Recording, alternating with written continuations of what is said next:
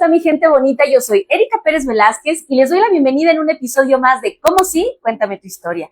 Recuerda que este es el espacio de la inspiración y el propósito de estas entrevistas es que tú puedas encontrar el motivo para salir adelante, la inspiración para poder poner ese negocio, para alcanzar tus sueños. De eso se trata. Recuerda que la vida está llena de procesos y aprendizajes que luego pensamos que son problemas, pero realmente son las herramientas que nos da la vida para poder salir adelante y demostrarte a ti mismo y a ti misma que tú lo puedes todo. Y hoy quiero darle la bienvenida hoy a una gran mujer que tiene una trayectoria impresionante, que nos va a hablar también de todo su proceso personal y espiritual para lograr hoy la paz y la estabilidad emocional y también académica que ha tenido. Estoy hablando de Flor Albiter, a quien le damos hoy la bienvenida en este espacio. Mi querida Flor, bienvenida a Cómo sí, cuéntame tu historia. Gracias, Erika. Estoy muy entusiasmada y muy emocionada de estar contigo. Gracias. Con las gentes que nos están viendo. Pues aquí vamos a platicar. ¿Sí? ¿Tenemos algo de qué platicar? Tenemos mucho de qué platicar, mi querida Flor. Y a mí me gustaría, como empezamos casi todo con todos nuestros entrevistados, que nos platiques un poco de tu infancia. ¿A qué jugaba Flor cuando era niña? ¿Cómo era tu entorno familiar, mi querida Flor? Bueno, pues voy a empezar con una historia. En primer lugar, mi nombre es Flor Olvera Albiter. Muy bien. Ay, mi nombre completo. Pero aquí en Toluca me conocen casi todos como Flor Albiter. Okay. ¿Por qué? Porque mi familia es de aquí de Toluca. Ah, ok. Yo nací en Toluca. Esta ciudad ha sido la fuente de mi vida mis primeros años. Yo nací aquí de unos padres, también como lo comento, okay, de Toluca, pero tienen su historia muy particular mi vida, porque cuando yo era muy pequeñita, era casi una bebé, mis padres se divorcian, quedando yo a cargo de mi madre, quien ella me educa, me cuida y pues estoy a su lado siempre. Okay. Esa historia de vida que me marca para siempre, con un padre ausente, totalmente ausente, y una madre importante en mi vida porque cuando se casó, dejó trunca su carrera de Derecho.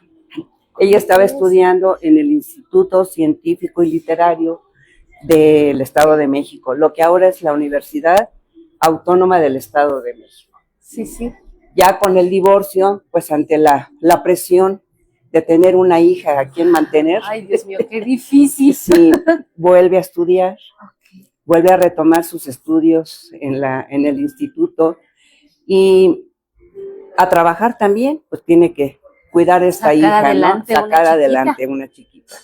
Y empezó pues a trabajar, yo quiero decirte con mucho orgullo, que fue la primera mujer que egresó del Instituto Científico y Literario como abogada.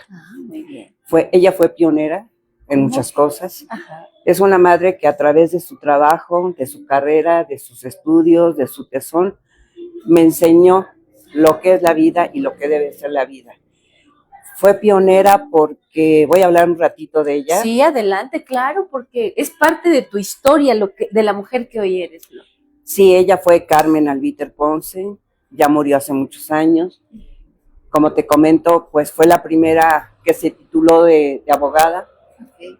Ya había otra abogada aquí en Toluca que también trabajaba, la licenciada Zeta, pero ella estudió en la Ciudad de México. Sí. Entonces aquí trabajó toda su vida, ¿no? Sí, pero no salió egresada del instituto, ahora universidad. Como tu mamá. Como mi madre, fue graduada de ahí. Ya después de mi mamá se graduaron otras 2, 3 mujeres, una de ellas una tía muy querida, Lolita Campoamor.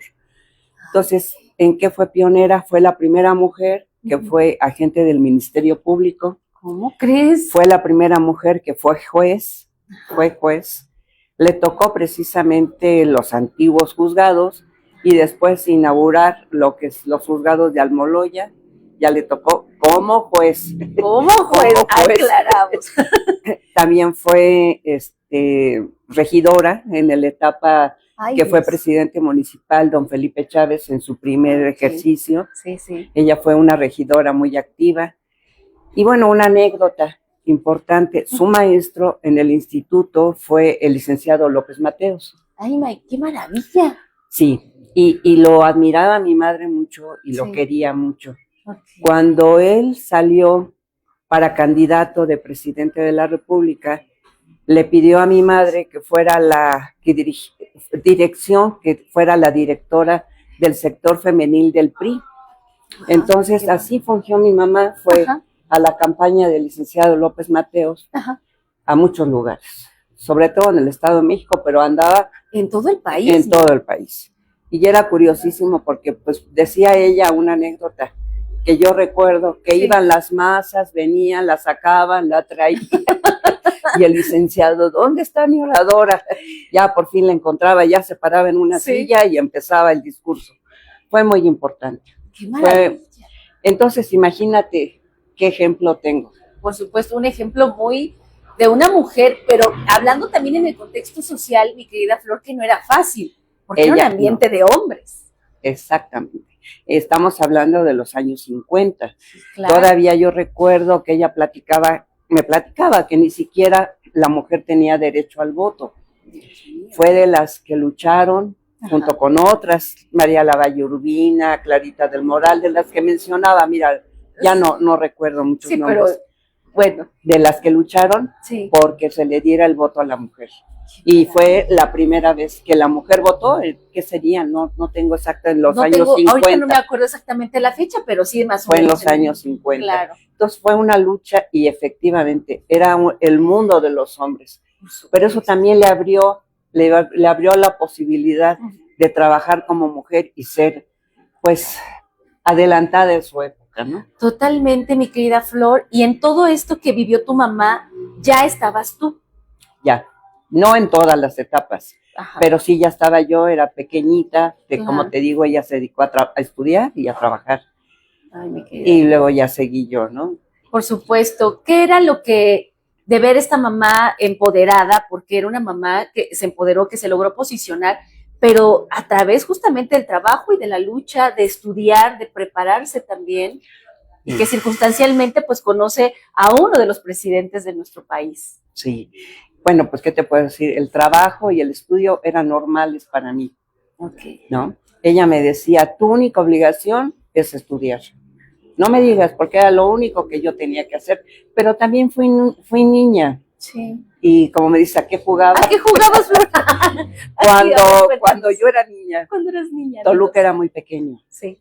Recuerdo que a la salida de Toluca, había un letrero por allá por donde es el Panteón y el Monumento a la Bandera, ese era el acceso, no había más. ¿Dónde está el monumento de Jan González? ¿Por ahí? No, antes, un poquito antes, donde está el Panteón. Sí. Y hay un monumento a la bandera. Ya. Donde, sí, ya lo ubicas. Sí, hasta ahí llegaba la ciudad. ¿Cómo crees? Y había un letrero que decía Toluca, 70,000 habitantes. Imagínate, estamos hablando de hace varias décadas. Claro. Ahora, según el censo, o lo más actualizado, los datos de población, se estima que Toluca tiene un poquito más de 900,000 habitantes, ¿no? Bueno. Llegándole al millón. Toluca, más todos los municipios metropolitanos conurbados con los que está teniendo relaciones físicas, económicas, sociales, culturales, como obviamente Metepec, Almoloya, Tenango, Calimaya, Lerma, San Mateo, todos esos municipios metropolitanos ya llegan a 2 millones de habitantes. Dios mío, creció muchísimo la población desde entonces. Pues mira, son muchas décadas. Sí, son bastantes. Son muchas décadas de crecimiento, pero el crecimiento se detonó a raíz del impulso industrial que le dieron a Toluca. Y eso fue el doctor Gustavo Vaz, lo tenemos notado. Él impulsó el crecimiento en el corredor Lerma-Toluca y luego los demás gobernadores siguieron con ese impulso, profesor Hank, Jiménez Cantú, y ahí siguieron. Y ahí empezó Toluca a crecer porque era una ciudad muy pequeña. Muy pequeña. Pero así de pequeña era segura. Teníamos cierta seguridad, de tal manera, pues como yo era hija única en ese entonces, porque ahora nació una hermana mía, pero después, años después, entonces jugábamos en la calle. ¿Cómo? Como era hija única, reitero, pues yo jugaba con los amiguitos de la cuadra. Sí, no pasaba nada. No pasaba nada, teníamos una cuadrota, la casa materna y lo que es ahora Instituto Literario. Ahí jugábamos a los Encantados, hasta la cuerda, ¡Qué padre! el caballo ese que brincabas, el patín del diablo. Ajá. Ya un poco más grandecita, ya la bicicleta. Nos encantaba andar en bicicleta, íbamos a la Alameda, ahí No, nos bueno. reuníamos con otras amiguitas y éramos un grupo de De amigas. niños y se cuidaban entre ustedes. Pues mira, el cuidado relativo, porque realmente no había ninguna inseguridad, ni por los vehículos, ni por otra Ay, cosa. no, qué bella era. Ahí sí era bella nuestra Toluca. Fíjate que sí, realmente era una ciudad, nos conocíamos con los años, nos conocíamos todos, Ok. nos encontrábamos en el portal, Ajá. en la Alameda, Oye, y nos saludábamos, nos encontrábamos 10 veces nos saludábamos. No había más, todo el mundo nos conocíamos. oye, sí, era muy chiquita Toluca. Muy pequeña. Te podías ubicar perfectamente de este grupo de amigas y bueno, poniendo también en paralelo, ¿cómo era tener una mamá tan ocupada? O sea, tú estabas distraída en los juegos, pero también cómo era esa parte, porque hoy, pues ya sabes que dicen, a veces los papás piensan que las mamás ocupadas y trabajando es de apenas, y no es cierto, tú ya lo vivías desde ese entonces. Bueno, pues sí, era una mamá tan ocupada que pues a veces estaba yo muy sola. Okay. Sí, la verdad es esa. Uh-huh. ¿Y cómo llenaba esos espacios? Sí. Pues estudiando y jugando. Muy bien. Yo estudié en la Escuela Villada, donde en un inicio éramos solamente mujercitas. Ah, ok. Era de niñas, nada más. ¿En lo que es la Centenaria y Benemérita Escuela Normal? No. No, la Villada que está en Juárez. Ay, estoy bien desubicada aquí. No, sí estás desubicada. Estamos hablando de la primaria. Y Sí. ahí nos daban en las tardes clases extracurriculares. Ya. Nos daban inglés, nos daban clases de baile, Sí. de flamenco y baile folclórico mexicano. Ya. Había una maestra muy linda de primaria que nos formó un equipo de voleibol, ya jugábamos voleibol, y pues ahí llenaba esos vacíos. Esos espacios. Más bien esos espacios, porque no eran vacíos. Sí, perdón. Bueno, vacíos de la presencia de mi madre, ¿no? Que no podía estar conmigo todo el tiempo, porque ella llegaba, recuerdo cuando llegaba de su trabajo de juez, sí. del juzgado, llegaba pues a seguir estudiando, porque ya tenía que dictaminar los casos, estaba en el despacho, su despacho de la casa, sí. pues escribiendo a máquina, viendo sus expedientes. Ese fue mi vida de niña. De niña, a eso jugaba yo. Oye, y pasando de la niñez, pues luego viene nuestra etapa de adolescencia, de la pubertad, donde pues viene un tema de, como lo dice la palabra, adoleces de todo, de atención, y luego teniendo esta infancia. ¿Hubo algún momento que Flor tuviera una etapa de rebeldía en esta edad? Ay, yo me he puesto a pensar eso porque ¿Cómo lo vivías? veo a las jóvenes de ahora. Sí. Y pues yo creo que yo era muy buena niña, fíjate. No me acuerdo de la rebeldía. No recuerdo. Y si no, me paraban en seco. No, sí, porque en ese entonces los padres en general, pues sí había un control muy importante. Sí, eran, ¿no?, muy estrictos. Muy estrictos. Mira, con la mirada nos veían y te dominaban. Sí, ya entonces, estate quieta. Yo creo que era un dulce, ¿verdad? Sí, tú sí eras un dulce. No, bueno, lo normal de una niña no era rebeldía. Sí tuve conflictos, obviamente, pero salí adelante bien. Sí. La secundaria, por ejemplo, fue una etapa hermosísima para mí, de la transición de niña a adolescente a la pubertad.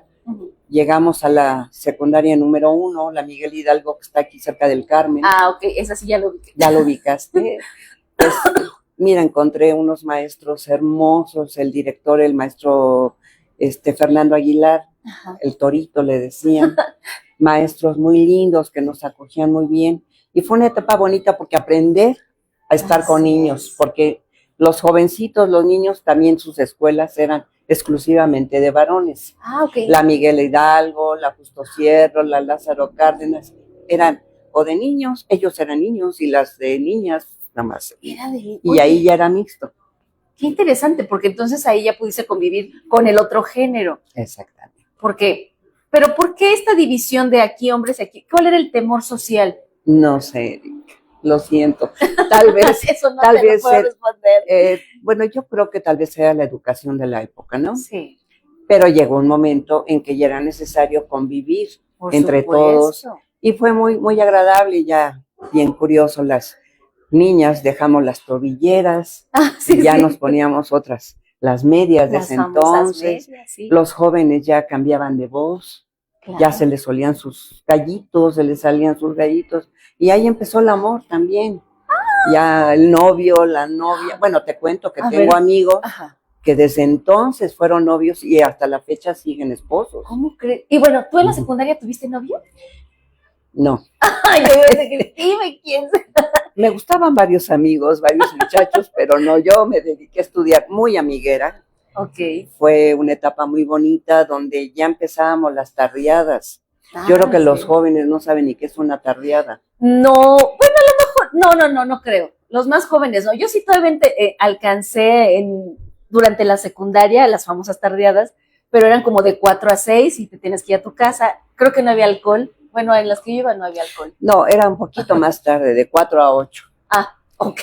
Y no había alcohol. No, pues era el clásico, hacíamos unos sándwiches con el pan blanco ese, un pedacito de jamón que se transparentaba. Porque pues no había dinero. Pues nos daban los papás, ¿no? Y un refresquito. Y lo único era a bailar. Ok. A bailar. ¿Qué bailaban en ese entonces, no? Ay, bailábamos rock and roll, twist. Me acuerdo cuando empezaron los Beatles, ya empezábamos. Bueno, fue la novedad de empezar a bailar con ellos, el bomb, Despeinada, La Plaga, Los Locos del Ritmo, todo eso. Mira, mis compañeros, bueno, te quiero decir algo, y a todos ustedes, fue una unión tan bonita en la secundaria que hasta la fecha nos seguimos reuniendo. Varios compañeros, tenemos más de 35, 40 años desayunando cada mes. ¡Qué maravilla! Nos vemos con tanta alegría, tanto gusto, y hemos visto pues la transformación en tantos años. Por supuesto. Ya ahorita ya pintamos canas, ya somos que se casaron, que los hijos, que los nietos, que ahora ya, pues que ya me duele, ya somos los chicos malos. Porque ahora, ¿qué te duele? ¿De qué estás malito? No, pues a mí me duele esto, me duele la rodilla. Pero es tanto el cariño que te digo, mes con mes, durante más de 35 años, pues nos reunimos. Es un regalo de la vida. Es un regalo de la vida. Luego termina la secundaria y viene la etapa de la preparatoria. ¿Cómo se empieza a formar tu carácter, Flor? Porque en la secundaria, en esa etapa hay destellos de lo que vamos a ir siendo de adultos, pero en la prepa ya empezamos como ya a tener un poquito más definido nuestros gustos, lo que queremos, el amor. Sí, yo creo que tiene un poco más de conciencia uno ya como adolescente, ¿no? Sí. ¿Qué pasa? ¿Qué pasa conmigo, con mi cuerpo, con la sociedad, con todo? Así es. Yo creo que fue la mejor etapa para mí la preparatoria. Afortunadamente me tocaron de 3 años, porque anteriormente, antes que mi generación, era de 2 años. Ya. Y nos tocó de 3, y yo todavía les comentaba, si me dicen que es de 8, me quedo 8. Entonces era realmente muy bonita, estudiar bien. Sí, claro. Jugábamos mucho, básquetbol, voleibol. Yo fui del equipo de voleibol y de básquetbol de la universidad. Muy bien. Y ahí seguimos con las fiestas, y seguimos con las tardeadas. Súper. Y los primeros novios o los segundos. ¿Y ahí sí ya tuviste novio? Ahí ya tuve novio. ¿A los cuántos años te viste tu primer novio? Ay, Erika, mira, me estás... Bueno, como... Cuéntanos el chisme. Como a los... Ay, no sé, 16 años, yo creo.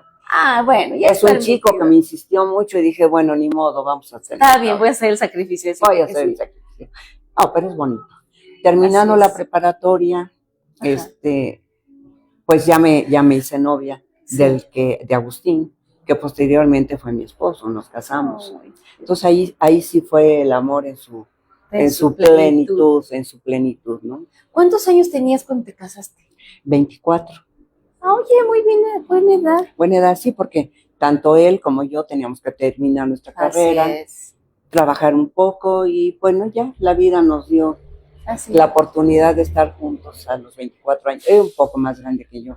Bueno, 2 años, no era mucho. Está bien, está bien. Luego hay relaciones de 10, 15, 20 años de diferencia. No, éramos jovenazos. Eran unos jóvenes. Uh-huh. Porque bien decías tú que parte de la vida es también lo bonito en enamorarse. O sea, no podemos como... Y tocábamos un tema muy interesante del tema de hijos, sin hijos, con todo, independientemente de ese factor que no tocaremos, pero el importante es lo que tú sí mencionabas, Florecita, de sí tenemos que vivir esa experiencia de tener una relación en pareja, de compartir, de amar, de también sufrir el tema del amor cuando se cambia de lugar, pero es parte del proceso de la vida. Exactamente, del proceso de la vida, del crecimiento y de disfrutar la vida misma, ¿no? Sí, así es. Se te van presentando etapas, situaciones muy especiales en cada una de esas etapas. Claro. Y yo creo que lo mejor que hay que hacer es aprovechar cada etapa, sí, cada situación. Disfrutarla, ¿no? Disfrutarla. ¿Qué le dirías hoy a las jovencitas que hoy también están en ese modo de, pues, tener, de vivir esta experiencia de amor? A veces se les dice forzosamente, como en su momento tú lo hiciste, de casarse, pero es muy necesario. ¿Qué le dirías a estas jóvenes que están como en esa dualidad social? Porque se vuelve también un tema hasta social el amor, cuando tendría que estar un poquito despegado de ciertos prejuicios.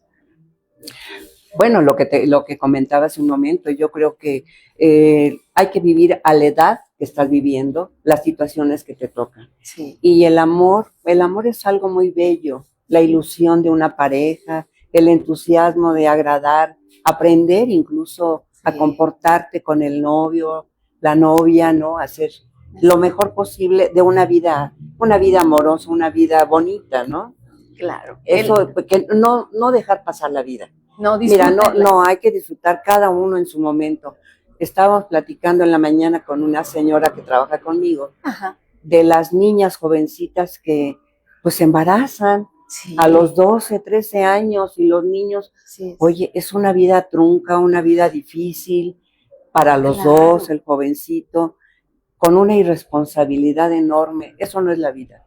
No es vivirla adecuadamente, ¿no? Por eso te digo, cada etapa, cada situación tiene su momento. Así y tiene uno que definir qué es lo que quiere, las metas hacia adelante para seguir cumpliendo con ellas, ¿no? Por supuesto, no adelantarnos, porque pues la vida lleva, como tú bien lo dices, sus etapas, sus procesos. Cada etapa te va a traer algo diferente, pero disfrutarlo, no meternos de lleno al tema de los hijos, menos a los 13 años, porque son unos niños. Bueno, yo tengo una hija de 13 años y la veo tan chiquita que digo, no. Sí, no puede ser. Por eso lo saqué a relucir, porque precisamente en la mañana comentamos y veo aquí a tu nena. Así es. Hermosa. Mi hija que me acompaña. Sí, que nos está acompañando. Y no, eso no es la vida. Por supuesto. Todo tiene que llegar a su momento. Y además, al llegar, pero con madurez, uno va madurando pasito a pasito, ¿no? Así es. Claro. Pasito a pasito, de tal manera que cuando ya es un matrimonio, pues ya estés consciente de que hiciste la elección adecuada y que pues ya tienes una carrera en la cual tú defenderte en cualquier momento, ¿no? Por supuesto, Flor. Te casas, terminas la licenciatura en química. Tú eres química. Mira, yo terminando la preparatoria, que te digo que fue la mejor etapa de mi vida, yo tuve un sueño. Sí. Yo tenía un sueño. ¿Y cuál era ese? Irme a estudiar a la Ciudad de México. No. A la Universidad Nacional Autónoma de México, a la UNAM. Sí. Y luché por eso. Y me fui. Me fui a estudiar en la Facultad de Química. Yo estudié química. Así dice mi título, química. Ajá. Se llamaba química industrial, pero ya quedó abreviado como química. Química nada más. Pero toda la carrera enfocada hacia el área industrial. Veíamos la química del petróleo, de azúcar, de bebidas, tratamiento de aguas, plásticos, alimentos. Sí, entonces sí. Era muy completa. Entonces cumplí mi sueño. Yo llegué, la clásica, imagínate, 70,000 habitantes había en Toluca. Yo llego a la Ciudad de México, creo que en ese entonces había 4 millones de habitantes. No, era la gran metrópoli. Por supuesto. Entonces pues, llegamos, Ciudad Universitaria, era mi sueño, ir a un juego de fútbol americano, de Pumas contra la Uni, bueno, de los del Poli, sí. de los burros contra los Pumas, bueno, era mi sueño y andar, lo logré. dije ese sueño, tuve ese sueño y lo hice. Lo cumpliste. Entonces llegar a esa gran ciudad, pues fue una conquista y un aprendizaje. Así es. Desde andar en camión, bueno, aquí había un camión y dos y ya, ¿no? O caminando llegabas a donde querías, ¿no? Pero allá, una ciudad tan grande. Oye, pero ¿ahí todavía estaba tu mamá? Sí, mi mamá se quedó aquí en Toluca. ¿Y qué te dijo cuando Flor le dice, mamá, me voy a ir a la UNAM? Ese es mi sueño. Sí, me apoyó. Totalmente me apoyó. Sí, porque ella venía Sí, de una trayectoria. sí, me apoyó de... y también me impulsó, ¿no? Okay. A que fuera yo. Yo quería estar en esa universidad que es la mejor del país, sí, la mejor de Latinoamérica y también con un papel muy importante a nivel mundial. Claro. La UNAM es la UNAM. Por supuesto. Y entonces sí, mi mamá sí, yo tuve que que ir a vivir a casas de huéspedes. Estuve en huéspedes. Ajá. Con buenas y malas situaciones, porque pues no es lo mismo que estar en tu casa, ¿no? No, pues no. Pero tuve muchas vivencias de conocer gente, compartir con amigas del norte, de Chiapas, de Sinaloa, de Baja California. Oye, es que con costumbres diferentes, totalmente distintas. Y todo eso es aprendizaje. Totalmente, fue un aprendizaje y formación de vida, Flor, porque una cosa es la formación académica y otra es justamente la formación y las experiencias que te da la vida. Incluso cuando yo llegué a la UNAM, a la universidad, pues los compañeros también venían de la Ciudad de México, de escuelas muy prestigiadas, sí, como el Colegio Alemán, La Salle, como el Colegio de México, preparatorias muy destacadas. Y bueno, y tú, cuando me preguntaban, ¿y tú de qué prepa vienes? Pues de Toluca. Eran realmente muchachos muy, muy, muy brillantes, la mayoría. Claro. Y nosotros los toluqueños también no nos quedábamos atrás, porque fuimos un grupo importante. Cada año, cada generación íbamos diferentes. En mi generación yo creo que fuimos como 10 de Toluca. Y anteriormente ya había otros grupos y otros grupos y otros grupos. ¿Y esos grupos iban recibiendo a los que iban llegando, los nuevos de Toluca o no? No, ahí cada quien hace lo que se puede. Se con sus propias uñas. Lo que puede. ¿Cómo crees? Sí, nos encontrábamos en el patio, saludábamos. Claro. Mi compañero iba un poco más adelante que yo, era Agustín Gasca. Ajá. Y yo tomaba mi camión ahí en Insurgentes y él pasaba en su carrito, me daba el aventón. Pero no había así un recibimiento, no. Había un cariño, un afecto, un respeto de compañeros, sí. Sí. Y todos, pues, al fin íbamos de provincia a vivir en ciertas casas, te digo, en internado. Claro. En internado vivía la primera vez en la casa de la universitaria.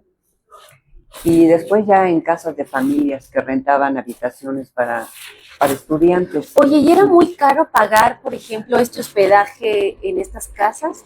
Bueno, sí. Más cuando está como, dicen, estudiambre. Estudiambre. Mira, la primera, que es la casa de la universitaria, tenía un auspicio de la... Me están distrayendo aquí el licenciado Alvear. Acaba de llegar el Fernando Alvear, el amor de mi vida. Entonces la universidad pagaba la mitad. Ok. La universidad, la UNAM pagaba. La UNAM pagaba la mitad. Y ya la otra mitad ya lo pagábamos nosotras las huéspedes. Ok. No, mira, es que no te puedo decir si ese era accesible. Sí. Por el subsidio que tenía de la UNAM. Okay. Me cambio después a unas casas y sí, ya era más caro. Depende de la zona, ¿no? También. Pues de la familia que te tocaba y donde te tocaba, era lo costoso de la habitación. No era barato. No era barato. Pero pues todo se puede. Yo tuve una beca. Así es. Afortunadamente tuve una beca bastante buena, que me ayudó mucho con el sostén de mis estudios. Okay. De mis estudios y de todo, porque pues era todo. ¿Cómo crees? O sea, económicamente había un apoyo por parte de tu mamá, o fue te vas y tú tienes que tener, pues ahora sí, ver cómo tú sacas adelante tu profesión. No, sí tuve apoyo de ella. Okay. No, obviamente que tenía el apoyo de ella, pero también me dieron una beca que en ese entonces era muy buen dinero. Muy bien. Y me ayudó a vivir en una casa mejor. Vivía Sí. yo en Coyoacán, como tú dices, depende de la zona. Ay, qué bonito. Sí, un lugar precioso. Sí, La así señora era una casa de una señora Catita, Ajá. que la quise muchísimo. Era como mi mamá, de Así. allá, en una zona residencial muy hermosa. Ajá. Entonces sí, ya es algo que se puede pagar, ¿no? Por supuesto. Y algo también hasta segura, un poquito más segura la zona. O había temas de inseguridad o no tanto como hoy se percibe a nivel nacional. No, fíjate que no había inseguridad. Yo no dudo que haya habido inseguridad, pero Ajá. donde yo andaba, no. No. Yo vivía en varios lugares, te digo, Coyoacán, en San Ángel, la Colonia del Valle. Pues andábamos como jovencitas, Claro. tranquilamente, no de noche, porque pues no Sí, era. también. De noche tenía que estudiar, Por su... no Ay, dormir. ¿No ibas a fiestas?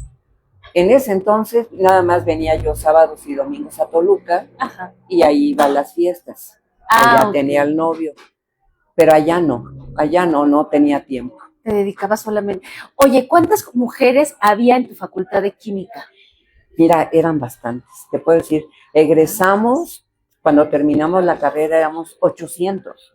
¿Sabes lo que son 800? Sí, bueno, me imagino 800 personas. No, aquí ¿cuántos egresan? Ay, no. 40. Creo que la tercera parte éramos mujeres. Oye, qué maravilla. Más o menos de qué año estamos hablando, para que se den idea a nuestra audiencia Bueno, de pues, qué tiempo histórico.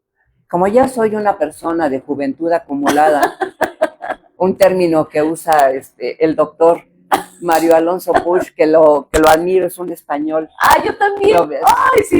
dice, la juventud acumulada que tengo. Estamos hablando del 68. Dios mío. Me tocó la huelga del 68. Oye, sí, claro. Y fue impresionante, ¿no? Impresionante ver la ocupación por los soldados de mi universidad. Así es. Yo marché en contra de la opresión del gobierno. No. La marcha del silencio dirigida que encabezada por el entonces rector Barros Sierra. Allí íbamos a la marcha del silencio. Se entera mi madre que andaba yo en esas cosas. Hijo, no, bueno. Inmediatamente fue por mí y me trajo, ¿verdad? Fue muy interesante todo el movimiento 68, muy triste por la opresión que tuvimos los estudiantes, la pérdida de amigos, cómo estuvo el ejército. Después vino las Olimpiadas. Sí, el acto más cruel y que puede haber a nivel histórico de nuestro país y de nuestros jóvenes muertos, y a los pocos días limpia la ciudad para recibir a todos los deportistas de las Olimpiadas del 68. Mira, yo he leído algo sobre el fenómeno del 68. Ajá. Y todavía no tengo claro qué es lo que sucedió, ¿no? Claro. Pero pues previo a eso yo creo que había un control político para que fueran unas mejores Olimpiadas sanas. Ya vinieron las Olimpiadas, que fue maravilloso, tuve la oportunidad de ir a muchos eventos. Sí. Increíble, ¿no? ¿De las Olimpiadas? De las Olimpiadas, sí. Okay. A atletismo, a waterpolo, a voleibol. Sí. Andaba con mis amigas ahí, andábamos en varios eventos. ¡Qué padre, Flor! Sí, fue muy, muy bonito. Es que fue contrastante porque por un lado el dolor de la pérdida de amigos, como tú dices, por otro el ser sede y poder disfrutar de los eventos olímpicos que, bueno, nos ha tocado ir y no vivirlos en nuestro país. Y tú lo viviste en el país, un momento histórico. Histórico y muy importante que cambió mucho, yo creo que el devenir del país. Y bueno, otra cosa, yo tuve la oportunidad por mi edad, en ese entonces, fue un cambio de generación muy importante. Me tocó la época de la minifalda, la época del rock and roll, ¿cómo ves? La libertad de la mujer al elegir a través de las pastillas anticonceptivas su sexualidad. Fueron parteaguas en la historia, sobre todo la mujer, ¿no? En Estados Unidos estaba dando los hippies. Así es. San Love, así todo es, eso, amor ¿no? y paz. Amor y paz, y bueno, también el derroche de muchas cosas, ¿no? También vino los excesos, ¿no? Esta parte de las drogas que iba acompañado con este lema de amor y paz. Pero lo que es interesante, y a mí me gustaría que nos contaras un poquito nada más, esa liberación desde el uso de la minifalda, este tema del uso de anticonceptivos, que a veces, pues hoy vamos y los compramos en la farmacia y se acabó, pero tiene una historia. Sí. Y tú formaste parte de ese contexto social, Flor. Sí, lo dijiste muy bien. Formé de parte del contexto, más no fui la promotora. Aclaramos. Porque yo era muy chiquita. No, sí. Pero sí, fue muy promotora. importante, ¿no? Sí, fueron hechos importantes. Por ejemplo, la minifalda era curiosísima. La mayoría salían con su faldita normal, abajo, sí, abajo de la rodilla. Ajá. Y saliendo a la calle ya era el dobladillo para llegar a la minifalda, las botas, los pelos largos. Y fue una etapa realmente de apertura de la mujer. Por eso yo creo que mucho ya se daba en la universidad, que las mujeres estuvieran estudiando. ¡Qué maravilla! Entonces, bueno, pues ahí nos seguimos con exacto. todo eso, ¿no? Y sí, mi carrera fue de estudiar y la terminé. Hasta que llegas en la etapa de la inserción laboral. Exactamente. ¿Cómo entonces ya empieza esta carrera de Flor? Porque tú tuviste una carrera profesional exitosa, porque también fuiste pionera en tu área. Sí, fíjate que, bueno, como les comenté, terminé la carrera de química. Todavía no, en el último semestre no terminaba la carrera, me contrataron en una fábrica de un laboratorio de productos farmacéuticos, y a la edad de 20 años yo ya era jefe de laboratorio. ¿Cómo crees? Sí. Dios mío. Entonces ahí empecé, imagínate, con la producción de hormonas, de analgésicos, de vitaminas. Sí, sí. Y fue muy curioso porque pues o creces. Yo me tuve que subir y pues ser responsable de todo, porque no me iba yo a quedar atrás. Yo tenía que responder ante los dueños de la fábrica que me habían contratado. Que tuvieron la confianza en ti, a pesar de tu juventud. Sí, tanto así que el jefe de la planta se fue a Italia a traer el know-how, o sea, las fórmulas y el cómo hacer otros productos, entre ellos hormonas. Me deja a cargo de la fábrica. Ay, Dios mío. Entonces ya tenía yo los obreros, que estaban los obreros en la fábrica haciendo la producción y todo. Pues ni modo, me tuvieron que hacer caso. Sí, o se alineaban o se alineaban. Se alineaban. Pero mira, el devenir de las cosas fue diferente, ya me trazó otro camino en mi vida. A ver, y yo he estado, fluyo conforme va la vida, ¿no? Entonces me dejo fluir y siempre ha sido cosas bonitas. En esa época, ya México, con referencias en las Naciones Unidas, empieza el programa de medio ambiente. Ay, excelente. Entonces se crea la primera ley para prevenir la contaminación ambiental, y la subsecretaría de mejoramiento del ambiente, que fue el primer organismo de gobierno federal para abordar los problemas ambientales, principalmente de contaminación ambiental. Y bueno, pues ahí me llamaron a trabajar y pues me fui a trabajar ahí, y se me abrió otro campo totalmente diferente, porque ya pues veía la química aplicada a la cuestión ambiental, de contaminación. Sí. Y bueno, empecé ahí ya también jovencita. ¿Ahí cuántos años tenías? Yo creo que ahí tenía 22 años, más o menos. Ay, Flor, avanzaste muy rápido en tu tema laboral. Sí. Pero siempre con buenos resultados. Es que siempre fui de retos. Ah, excelente. Entonces, ese reto, además me encantó. Mira, es apasionante. El área ambiental y todos los trabajos, a mí me apasiona. Y el tener un granito de aportación a que el medio ambiente esté bien, ha sido la máxima satisfacción que he tenido yo en toda mi carrera, ¿no? En esa área, ¿cuál fue tu mayor reto? Yo creo que no.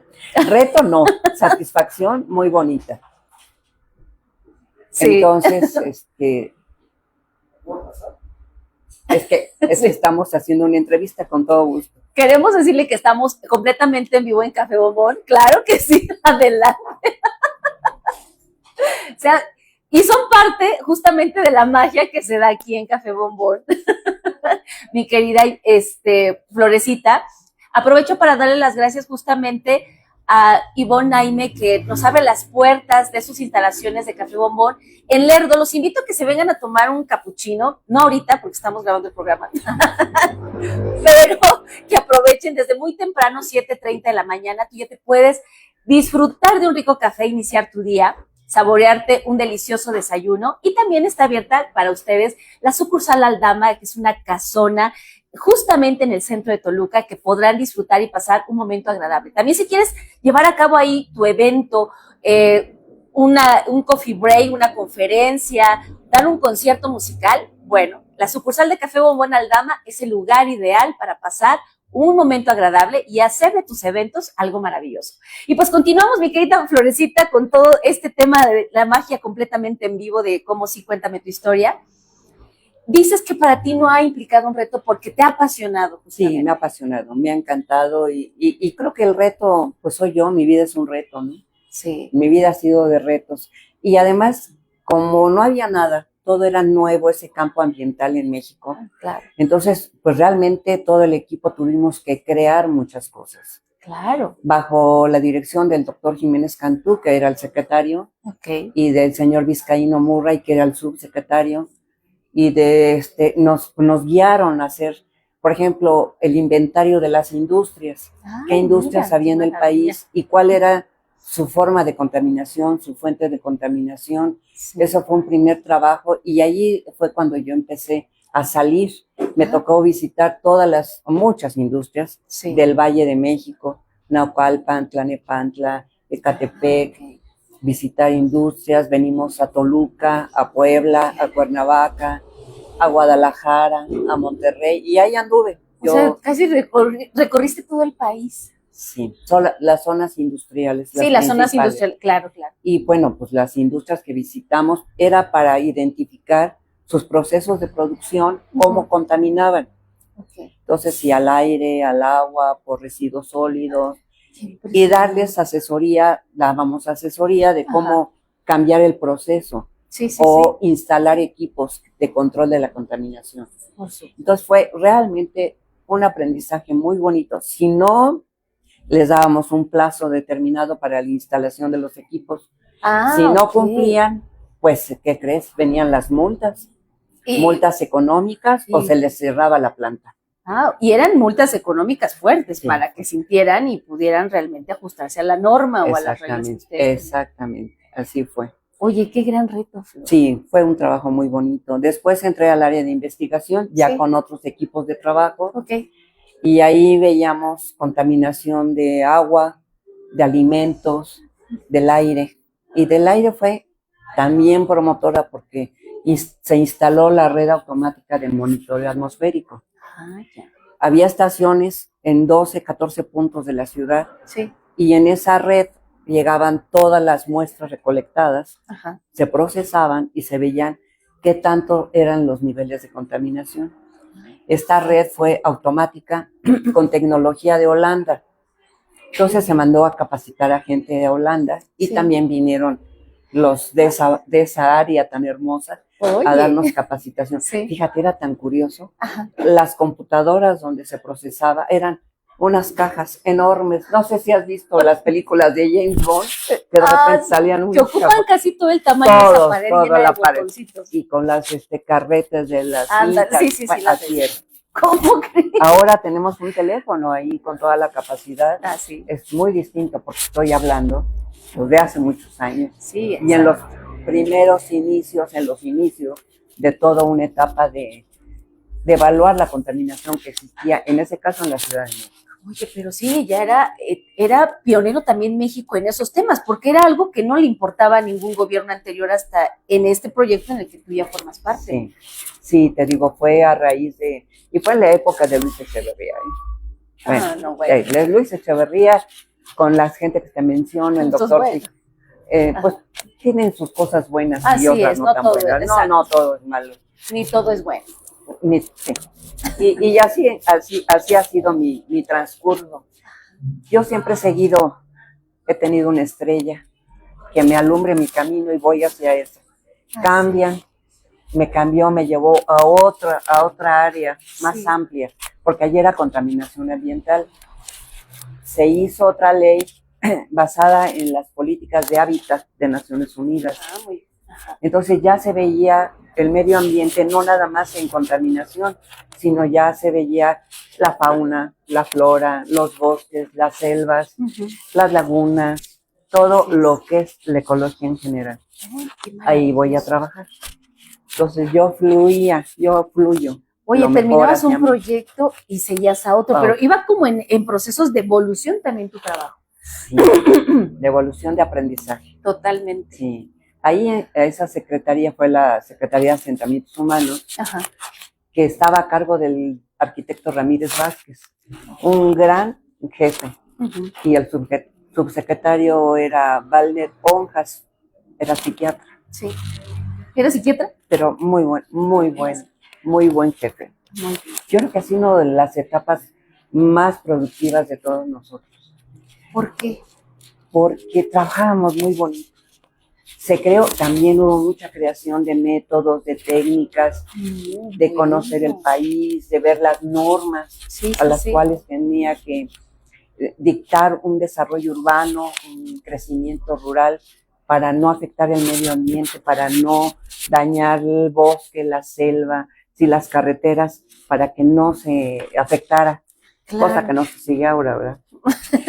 Híjole. Bueno, entonces eso, y me permitió además por ese trabajo interactuar con otras profesiones, con biólogos, con arquitectos, ingenieros, sociólogos, abogados. Dios. Entonces, lenguajes diferentes, entenderlos, porque todos hablan diferente.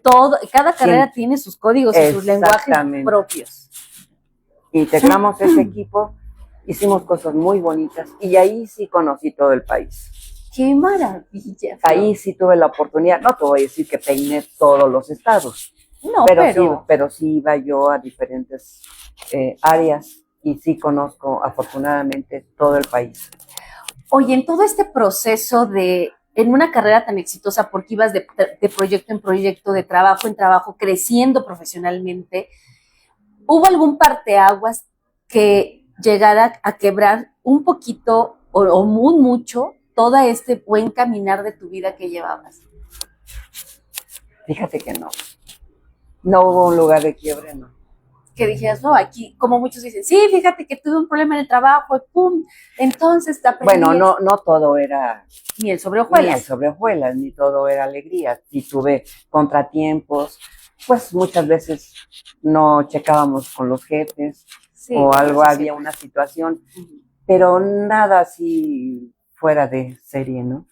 Que me hiciera cambiar de vida, no. O que te dijera, no, ya no quiero dedicarme ni al medio ambiente, ni quiero ser química, ni nada, no. No, sí tuve al último un jefe que, ay, Dios mío, no, era nefasto porque no sabía nada. Entonces, era curiosísimo porque me llamaba y yo empecé en esa dirección, que era ecología urbana, de analista.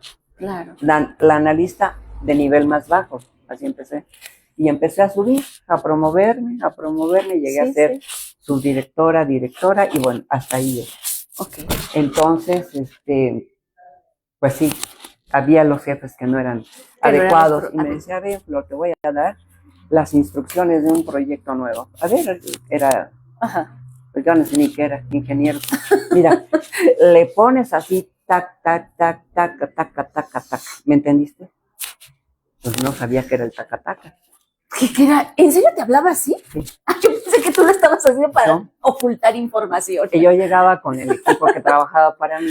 Sí. A ver, muchachos, vamos a hacer un estudio de Coatzacoalcos. Claro. Pero tiene que ser el taca-taca-taca.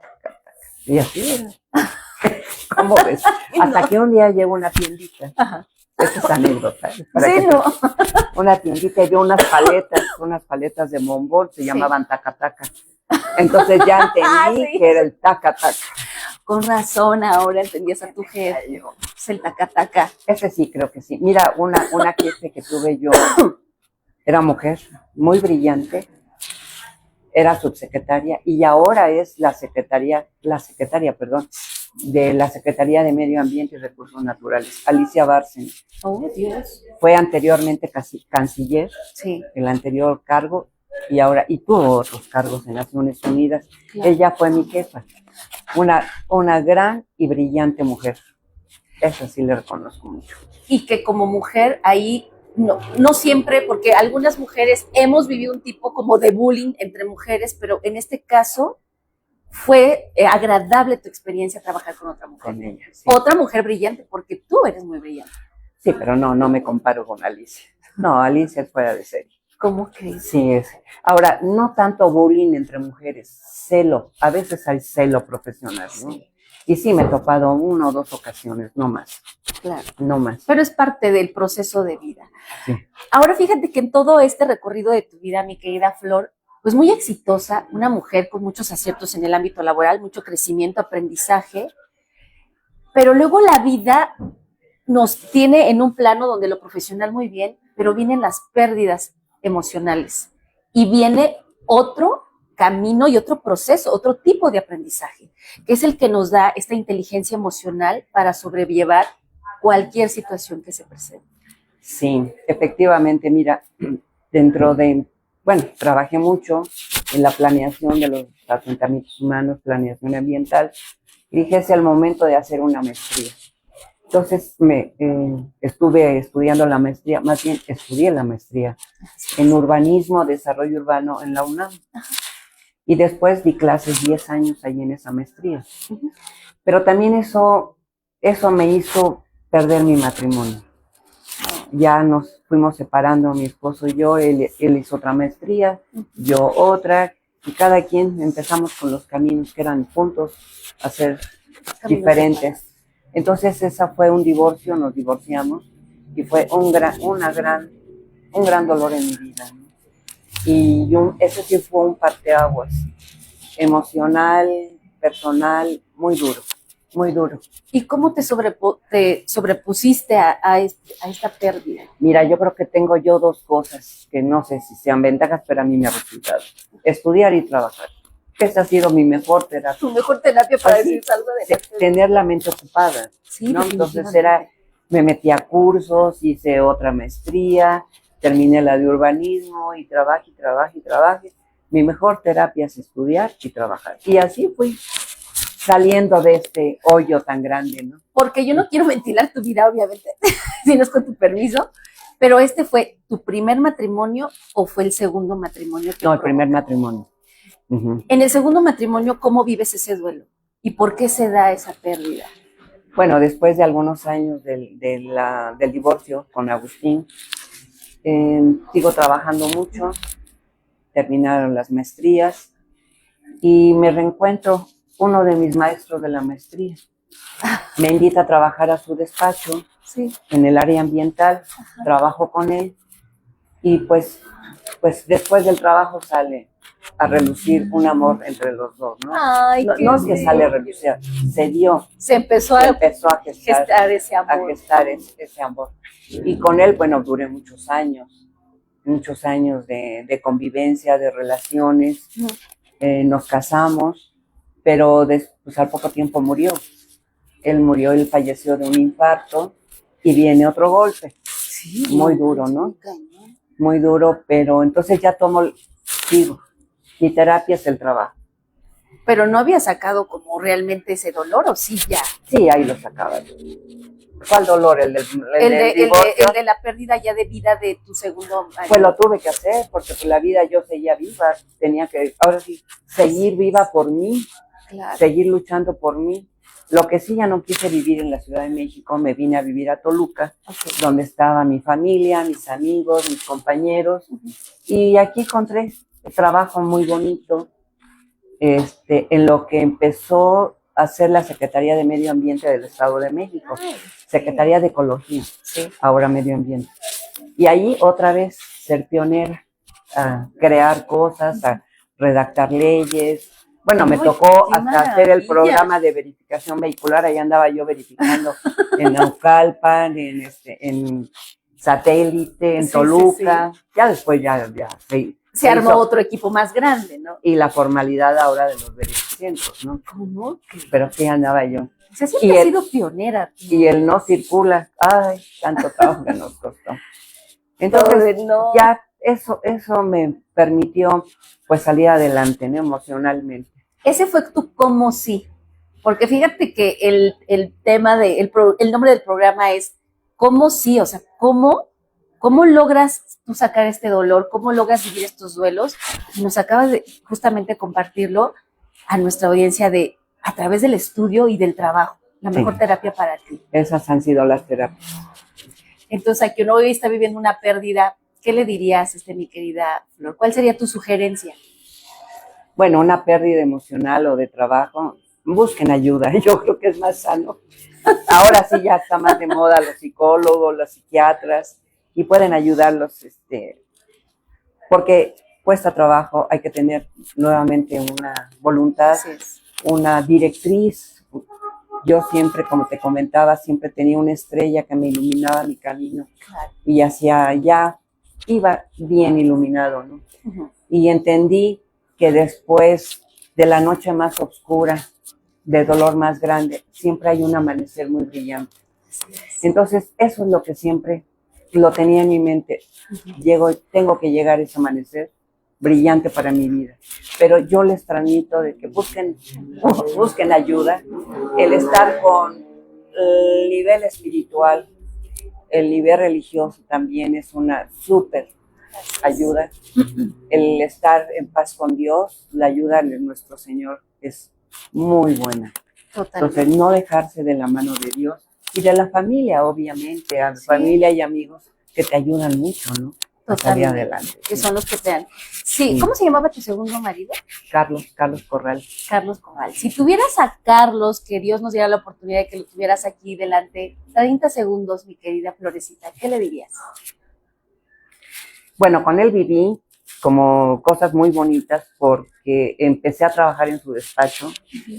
Uh-huh. Creó la Dirección de Medio Ambiente, la cual me hice cargo, y fue un trabajo intenso, muy brillante, que me dio una proyección enorme y un conocimiento enorme. Uh-huh. Entonces tengo que agradecerle mucho por esa oportunidad que me dio, y a nivel de pareja también tuvimos cosas muy bellas, de vivencias, también de aprendizaje.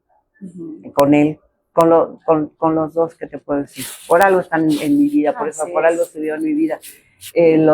Tanto mi primer esposo como el segundo, que también ya murió el primer esposo, han sido mis grandes maestros en la vida, ¿no? Qué bonito, mi querida Flor, que haya una palabra bonita o un recuerdo bonito de tus dos grandes amores, hablando en el término sentimental, porque amores pues tenemos la familia. Háblanos de tu perrita brevemente. Por favor. No, ahora podemos sacar de la entrevista. Sí, bueno, antes de que acabe la entrevista, ya la cuestión sentimental ahora son mis perros. Llegué a tener 2 perritos, uno acaba de morir, que ha sido el dolor muy grande de mi vida. Uno de los dolores, porque pues todo mi amor los he vertido en mis perritos, ¿verdad? Son mis compañeros, me alegran la vida, me dan mucha alegría, también son mi preocupación. Entonces queda una perrita, y se llama Venecia. ¡Oh, tan hermosa! En inglés le digo Venice. Entonces es el amor, es la que me llena todo, ¿eh? Imagina. Es la dueña de mis quincenas, es el todo para mí. Y fíjate qué chistoso, porque tú me platicabas una anécdota que decías, ¿cómo las viejitas pueden querer tanto? Cuando yo era joven, me reía. Más joven. Cuando era más joven, no. Acuérdate que tengo juventud acumulada, según Mario Alonso Pucho, es su término. Así es. No, fíjate que yo sí me daba risa de la gente mayor, las viejitas, con sus mascotas. Y mira, cae más pronto un hablador que un cojo. Y así estoy yo. Así que cuiden lo que dicen. Hay que cuidar lo que dicen. Pero efectivamente. Y eres muy feliz con tu perrita, mi querida Florecita. Es que llena todo mi espacio. Pero aparte has sido muy plena en general en tu vida. Sí, mira, bueno, ahorita ya me está atando, porque una cosa que no les conté es que yo he viajado mucho, he tenido la fortuna de viajar a muchos lugares del mundo, y ahora que está mi perrita ya no viajo, no tengo quien me la cuide. Entonces estoy con ella, ya estoy atada con ella. No, bueno, ya está comprometida. Ya la acompañó, ya. Además, bueno, ya pasó todo eso. Bueno, algo que les quiero comentar ya a propósito de viajes que no lo hice. Cuenta. En una ocasión me nombraron representante del gobierno mexicano ante la Gran Bretaña para conocer los estudios ambientales que ellos tenían y cómo nos ayudarían aquí en México. Entonces estuve varios meses en Inglaterra y en Escocia con reuniones y relaciones con los gobiernos de Inglaterra, en Londres, universidades muy famosas, recorrí muchas universidades, ver cómo estaban manejando el aspecto ambiental y de planeación urbana, porque estaba ligado. Sí. Estaba ligado. Por ahí ya, para finiquitar, tomé un curso en Edimburgo, en Escocia, de impacto ambiental. Bueno. Entonces eso fue también muy, muy bueno para mi vida. Muy difícil porque yo estaba casada con Agustín. Claro. Lo extrañaba mucho a mi esposo, mucho. ¿Cómo no? Mucho. Pero pues todo eso también me dio seguridad, libertad, ser más independiente, ¿no? Pero también habla del nivel de pareja que tenías, del esposo que era un hombre realmente que quería ver brillar a su esposa, que no había límite, aunque se extrañaban, claro, pero te empujó de alguna manera a darte la confianza de ve, toma esta oportunidad y lo hiciste. Fíjate que dices algo muy importante, él siempre me impulsó, sí, siempre fue algo pareja. muy bueno. Muy bueno esposo. Pues en resumidas cuentas, has sido una mujer muy bendecida, mi querida Florecita. Sí, he sido muy bendecida, tengo pues muchas satisfacciones y he tenido mucha suerte. Y me he subido a los retos, eso sí, a los desafíos, ¿no? Sí, que no le tienes miedo y es el mensaje también muy importante que se queda para quien esté viendo esta entrevista, que las mujeres y hombres nunca debemos de evadir nuestros retos, sino hay que ir a confrontarlos y enfrentarlos y sacarlos adelante como tú lo has hecho muy bien, Florecita. Sí, porque mira, las cosas no son sencillas. Si fueran sencillas, cualquiera lo haría. Por supuesto. ¿Verdad? No, hay que entrarle. Hay que entrarle al ruedo. Pues mi querida Florecita, estamos ya finalizando esta entrevista. Te queremos dar las gracias en Como Sí, contrario, por Erika, compartir tu historia de inspiración, por ese amor que tienes a la vida, por todos los retos que tú sigues y seguirás siempre sacando adelante, tanto los emocionales como los profesionales. Y fíjate que antes de terminar la entrevista siempre hacemos una dinámica. Yo te digo una palabra y lo primero que se te ocurre es lo que tú nos vas a contestar. Así que tú eres muy ágil. A ver. Amor. Es una cosa maravillosa. Esplendorosa, dice la canción. Así es. Dios. Todo. Mi guía. Química. La mejor profesión que hay en el mundo. Familia. El núcleo de la sociedad. Reggaetón. Feo. ¿Cuál es tu equipo de fútbol favorito? El Toluca. Ah. Pero siempre ha sido, ¿eh? No nada más porque es campeón ahora, siempre. Es que pensaba que tú ya estabas porque es de moda. No. Yo desde antes, desde antes he seguido al Toluca, desde que estaba Pereda, los Diablos Rojos, cuando fue campeón en ese entonces. Te sabes la historia. Sí, bueno, íbamos al estadio. Ya. No, yo soy toluqueña de hueso colorado, soy de Toluca, de corazón. Libertad. Hay que luchar por ella. Muchísimas gracias, mi querida Florecita. Gracias a ti, Erika. Muchas gracias por esta invitación y bueno, pues seguimos adelante con la vida. Claro que sí. Y mira, yo nada más quiero decir, efectivamente, le doy gracias a la vida que me ha dado tanto. Así dijo la señora Parra, ¿no? Y como dijo el poeta también, vida nada te debo, estamos en paz. Así me siento. Y así cerramos esta entrevista de Como Sí, cuéntame tu historia. Nos vemos el próximo miércoles en punto de las 17 horas. Recuerda que estas historias son para que hagamos más grande la comunidad de la inspiración.